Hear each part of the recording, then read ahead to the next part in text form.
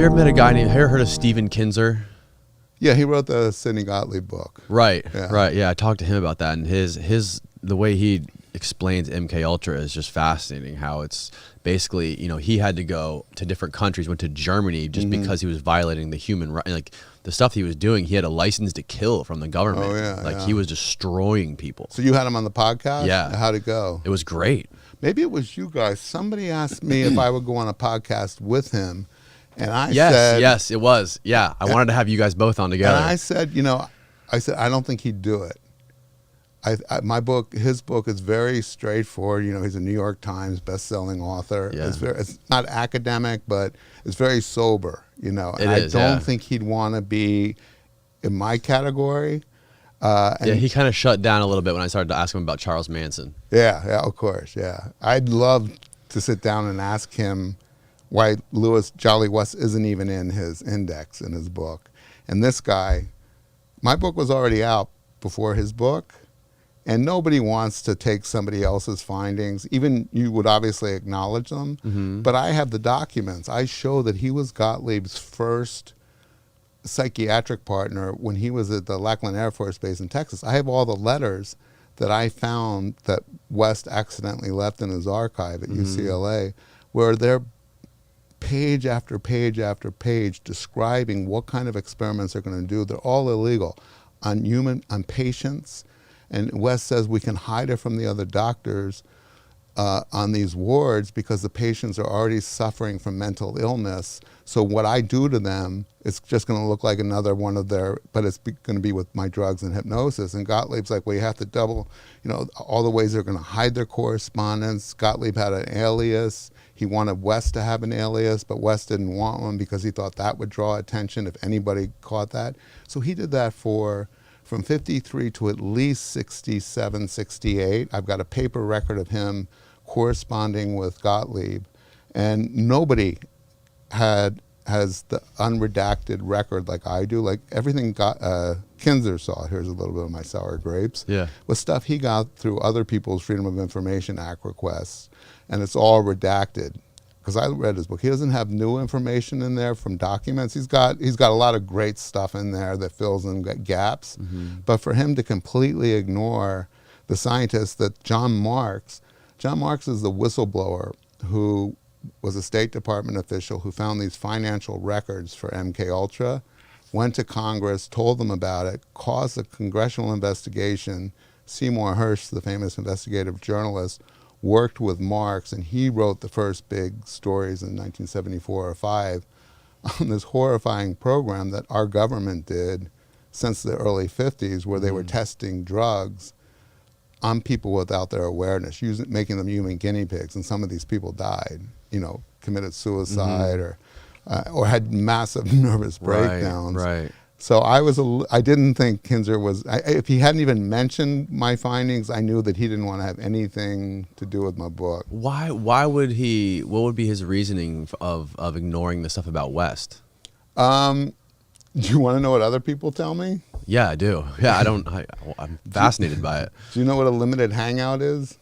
What's a limited hangout? A limited hangout is when an agency uses a media person to release more information than they've released before because it's coming out anyway or is about to come out, to try to keep people from suspecting even worse. So people accuse him of being, actually I would love to have him see this podcast and reach out to me and tell me he's going to sue me or something. So people I know who are serious researchers think he's paid by the CIA as it's called a limited hangout guy. Wow. So because people would question it if it came directly from the government agency. There's not a lot of new information in this book. So there's only been a couple really good books about MK Ultra. They were all written in the 70s. John Marks, who was a whistleblower, wrote the very first book. It's called The Search for the Manchurian Candidate. Seymour Hersh wrote about it in a couple books. A guy named Opton and Lifton, I think their names are. They wrote a book called The Mind Manipulators in the late 70s. And nobody really wrote a book just about MK Ultra until Kinzer did, and I think his book came out like 6 months after mine or something. I think that, I mean, there's a lot of stuff that's not substantiated in this. Unless you read it cover to cover, it sounds crazy, you know? Right. And that's why, I mean, I don't want to, I know that I was on Rogan, and Rogan's audience is an audible, you know, they listen to books. And I'm so glad that people are buying the book much more since I've been on his show, but almost all of them buy the audiobooks. And I listen to audiobooks now, but if you do the audio, you're not seeing all the sourcing. Hold it up a little higher so we can see it on the yeah, I think it's 60, 70 pages of endnotes. And I don't know if you're an author, but what authors do in the endnotes is we cheat by adding more information than you really should, because it doesn't fit in here. You don't want to stop the reader with like where this came from. Right, it disrupts the flow. Yeah, it disrupts the flow. So you put it in the endnotes, but then what you do is you give a little more that you had to cut out of the main narrative because it gets too detailed. So some of my endnotes are like a half a page long, and there's just so much information in the endnotes. I'm more proud of the endnotes half the time. Really? Yeah. Wow. Yeah. So yeah. So people that get they also, you don't get the pictures, right, in the audiobook.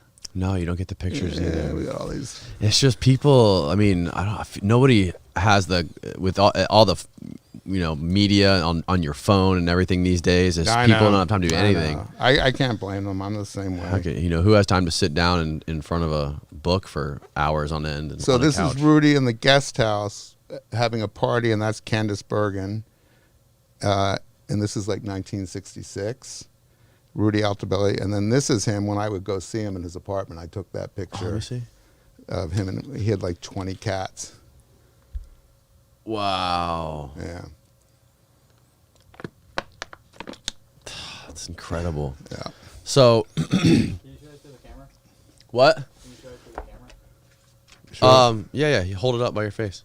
Um, There you go. And yeah, you can just point to it that way. The camera can see it right this there. is Rudy with his kitten. Yep. He took care of like 20 stray cats and had 3 crippled dogs, and got mugged in his neighborhood like once a month.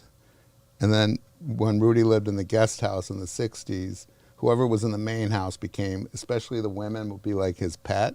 So Candace Bergen and he were very close. She was Terry Melcher's girlfriend. So that's a party he's having with Candace in the guest house. That's Candace and Terry Melcher. But yeah, if you guys didn't get if you only get the audiobook, Yeah, we don't look get what this. you're missing. No, I'm gonna order the hardcover. That's a picture of me when I was young, when I started the damn thing and didn't go white until my threats. Wow, man, look at your computer. Oh yeah, that's 19. The computer really tells it all. I know. And the one at the bottom is me more recently in my office with. Okay. Oh my God, what a bookshelf that is. Yeah. That's incredible.